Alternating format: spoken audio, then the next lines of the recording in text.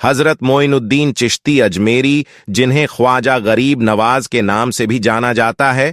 ख्वाजा मोइनुद्दीन चिश्ती इस्लाम धर्म के एक ऐसे महान सूफी संत रहे हैं जिन्होंने इस्लाम के सूखते दरख्त को फिर से हरा भरा किया, जो गरीबों के मसीहा थे, खुद भूखे रहकर दूसरों को खाना खिलाते थे, जो दीन दुखियों के दुखों को दूर करते थे, जो पाप को पुण्य में बदल देते थे। वो अल्लाह के सच्चे बंदे थे। अल्लाह ने उन्हें रूहानी व गबी ताकतें बख्शी थी, जिनके मानने वालों की एक विशाल संख्या, जिनको इस्लाम धर्म के लोग ही नहीं, हिंदू सिख आदि अन्य सभी धर्मों के लोग मानते हैं, जिनके मानने वालों में राजा से लेकर रंक नेता से लेकर अभिनेता तक है, जो ख्वाजा गरीब नवाज की जियारत के लिए हमेशा लयलित रहते हैं, जिनकी दरगाह आज भी हिंदुस्तान की सरजमी को रोशन कर रही है।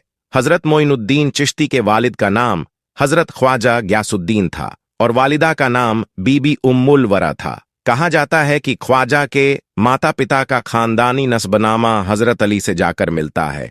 राजस्थान राज्य के अजमेर में स्थित ख्वाजा मोइनुद्दीन चिश्ती की दरगाह भारत के प्रमुख तीर्थ स्थलों में से एक है। यह दरगाह पिंक सिटी जयपुर से करीब 135 किलोमीटर दूर, चारों तरफ अरावली की पहाड़ियों से घिरे अजमेर शहर में स्थित है। ऐसी मान्यता है कि जो भी ख्वाजा के दर पर आता है, कभी भी खाली हाथ नहीं लौटता है। कुदरत का यह करिश्मा अजमेर शरीफ की दरगाह में पेश आया। एक वक्त था जब अजमेर में हिंदुओं का एक बहुत बड़ा मंदिर था और यह मंदिर सिर्फ राजा और रानियों की इबादत के लिए खास था। और उस मंदिर के साथ ही एक तालाब भी था, जिसको हम और आप आना सागर के नाम से जानते हैं और पहचानते हैं। हिंदू इस तालाब के पानी को बहुत ही ज्यादा पवित्र यानी पाक साफ मानते थे। उनका मानना था कि जो भी इस तालाब में नहा लेगा, उसके सारे गुनाह झड़ जाएंगे। कहते हैं कि इस मंदिर में रात को इतने चिराग जलते थे कि हर रात 3.5 मन तेल उन चिरागों में इस्तेमाल होता था। अगल बगल के देहाती इलाके मंदिर के नाम थे, यानी उन देहात की आमदनी मंदिर पर खर्च होती थी। उस मंदिर में हजारों लोग रहते थे, जिनका काम आने वालों की सेवा और देखभाल करना था कि कौन सा खुदा बेटा देता है, कौन सा देवता सेहत और तंदुरुस्ती का मालिक है और किस मूर्ति की पूजा से दौलत की बारिश होती है। हजरत ख्वाजा गरीब नवाज रहमतुल्लाह आले उस मंदिर के पास चले गए और आना सागर से कुछ दूरी पर चटाई बिछाकर अपने मुरीदों के साथ बैठ गए और उसी वक्त अजान वक्त हो गया। लिहाजा आप रहमतुल्लाह आले ने हजरत कुतुबुद्दीन बख्तियार काकी रहमतुल्लाह आले से अजान देने को कहा। अजमेर में अल्लाह की वहदानियत और सल्लल्लाहु अलैहि वसल्लम की रिसालत का यह पहला इल्म था। वह लोग इस्लाम को नहीं जानते थे कि इस्लाम क्या है। चुनांचे अजान की आवाज सुनकर सब हिंदू हैरान रह गए कि सब भगवान तो अंदर हैं, तो फिर ये लोग किस भगवान को पुकार रहे हैं। जब शाम हुई तो राजा के ऊंट, जो दिन में चरने के लिए गए हुए थे,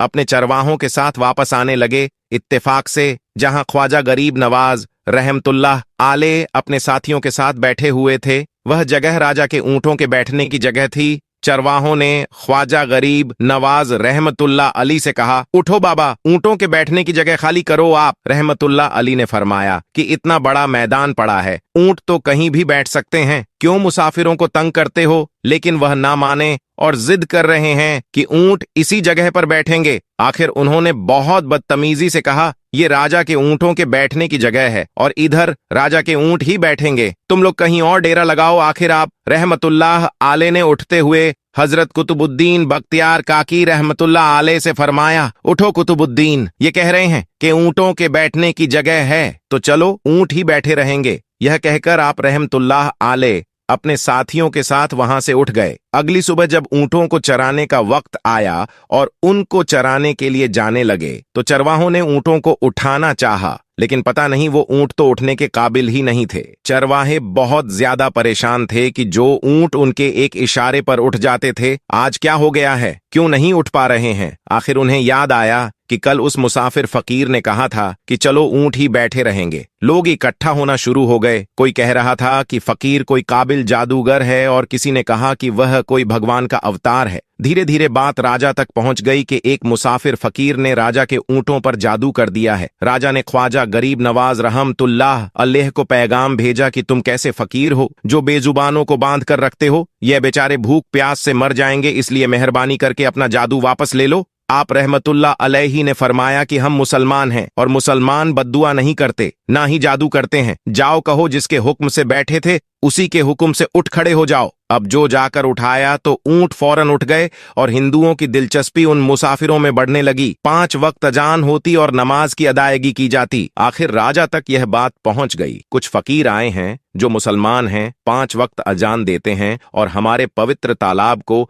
हाथ मुंह धोकर भ्रष्ट करते हैं, यानी कि नापाक कर देते हैं। और तो और हमारे धर्म के खिलाफ बातें करते हैं। कहते हैं कि मूर्तियां पूजने के काबिल नहीं है, ये तो सिर्फ पत्थर हैं, इसलिए इन्हें यहां से उठाया जाना चाहिए। राजा ने फकीरों को पैगाम भिजवाया कि तुम लोग मांस गोश्त खाते हो, हमारे धर्म के खिलाफ बोलते हो और तो और हमारे तालाब को अपने हाथ डालकर नापाक करते हो, जो हम बर्दाश्त नहीं कर सकते। इसलिए तुम लोग यहां से चले जाओ। आप रहमतुल्लाह अली ने फरमाया कि और भी तो दुनिया आती है, हमारे पानी पी लेने से कौन सी कमी आ जाएगी। लेकिन वह कहने लगे कि वह सब हमारे अपने धर्म के लोग हैं और तुम दूसरे धर्म के हो। आइंदा तुम लोगों ने तालाब को नापाक किया तो हम बर्दाश्त नहीं करेंगे। आप रहमतुल्लाह अलैह ने हजरत कुतुबुद्दीन बख्तियार काकी रहमतुल्लाह अली से फरमाया, कुतुबुद्दीन शायद ये लोग आइंदा हमारे पानी पी लेने पर कोई लड़ाई झगड़ा करेंगे। जाओ एक मशकीजा पानी ले आओ ताकि जरूरत के वक्त कुछ तो पानी मौजूद हो। लिहाजा हजरत कुतुबुद्दीन बख्तियार काकी रहमतुल्लाह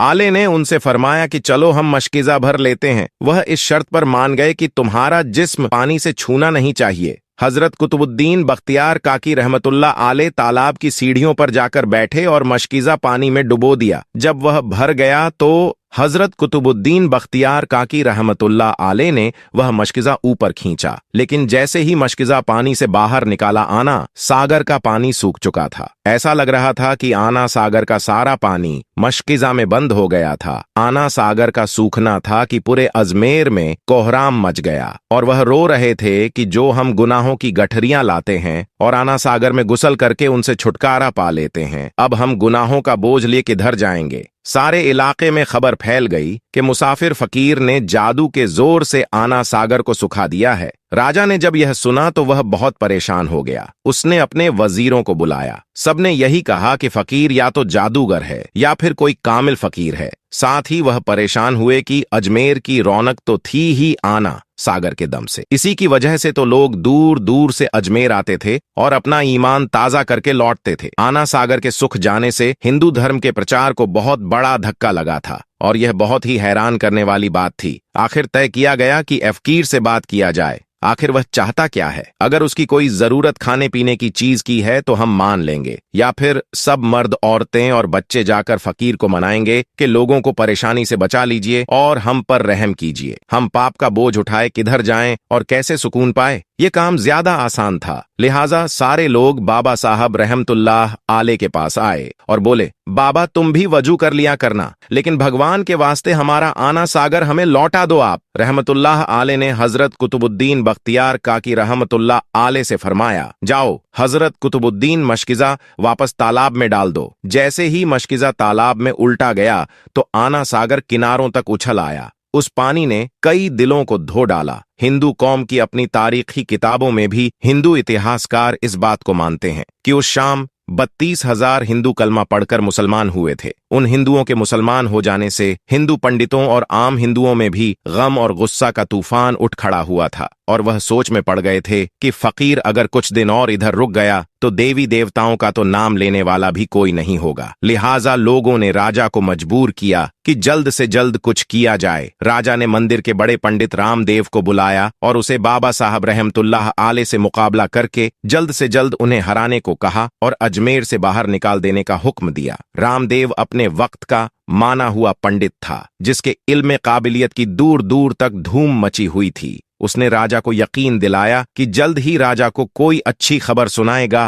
रामदेव बाबा साहब रहमतुल्लाह आले के पास आया और उल्टे सीधे सवालात करने शुरू कर दिए। बाबा साहब रहमतुल्लाह आले चुप रहे। जब रामदेव ने हद से बढ़कर शोर मचाना शुरू किया तो बाबा साहब रहमतुल्लाह आले ने उसकी तरफ आंख उठाई और मुस्कुराकर फरमाया कि रामदेव तू शोर मचा रहा है, पर मैं तेरे माथे पर ईमान का नोट चमकता देख रहा हूं। इस निगाह और इस लहजे में ना जाने क्या जादू था कि रामदेव कदमों में गिर गया और रोते हुए बोला, बाबा, जिस धर्म के तुम हो उसी धर्म में मुझे भी शामिल कर लो। सब लोग जो यह सब देख रहे थे देखते ही रह गए, हैरान थे, परेशान थे। ये क्या हुआ? जो खरीदने आया था वह खुद बिक चुका है, जो जीतने आया था वह हार चुका है। पंडित रामदेव खुद ख्वाजा गरीब नवाज रहमतुल्लाह आले के हाथों पर मुसलमान हो चुका था। सुभान अल्लाह। दोस्तों, यह अल्लाह वालों की शान होती है। जब वह अल्लाह के हो जाते हैं तो सारी दुनिया उनकी हो जाती है। दोस्तों, हिंदुस्तान में सैलाब की वजह से कई घर, कई मकानात पानी में बह चुके हैं, डूब चुके हैं। इस वीडियो में आप देख सकते हैं पानी जब अजमेर शरीफ में दाखिल हो चुका है। जैसे ही पानी अजमेर शरीफ के बाजारों में पहुंचा तो ख्वाजा गरीब नवाज की ऐसी करामत दिखी कि पानी पीछे की तरफ जाने लगा। ये ख्वाजा गरीब नवाज की बड़ी करामत है जिसने देखने वालों का ईमान ताजा कर दिया है। अल्लाह के वालियों की बेशुमार क़यामतें हैं जिन्होंने लोगों की जिंदगियों को बदल दिया। साथ ही दोस्तों, आपकी जानकारी के लिए बता दे, कुतुबुल अख्ताब हजरत ख्वाजा सैयद मोहम्मद बख्तियार अल हुसैनी कुतुबुद्दीन बख्तियार काकी चिश्ती आदेश के एक मुस्लिम सूफी संत और विद्वान थे। वह ख्वाजा मोइनुद्दीन चिश्ती के आध्यात्मिक उत्तराधिकारी और शिष्य थे जिन्होंने भारत उपमहाद्वीप में चिश्ती तरीके की नींव रखी थी। उनसे पूर्व भारत में चिश्ती तरीका अजमेर और नागौर तक ही सीमित था। उन्होंने दिल्ली में आदेश को स्थापित करने में एक प्रमुख भूमिका निभाई थी। मेहरौली में जफर महल के नजदीक स्थित उनकी दरगाह दिल्ली की सबसे प्राचीन दरगाहों में से एक है। इनका उर्स दरगाह पर मनाया जाता है। यह रब्बी उल अव्वल की 14वीं तारीख को वार्षिक मनाया जाता है। दोस्तों, आज की इस वीडियो में इतना ही। मुलाकात होगी आपसे एक और नई वीडियो के साथ। वीडियो पसंद आई तो लाइक करें, शेयर करें और चैनल को सब्सक्राइब करके और साथ लगे बेल आइकॉन को प्रेस कर दे ताकि हम हमारे चैनल पर जो भी वीडियोस अपलोड करते हैं उसकी नोटिफिकेशन आपको मिलती रहे। इंशाअल्लाह मिलेंगे एक नई वीडियो के साथ। तब तक के लिए सभी को अल्लाह हाफिज।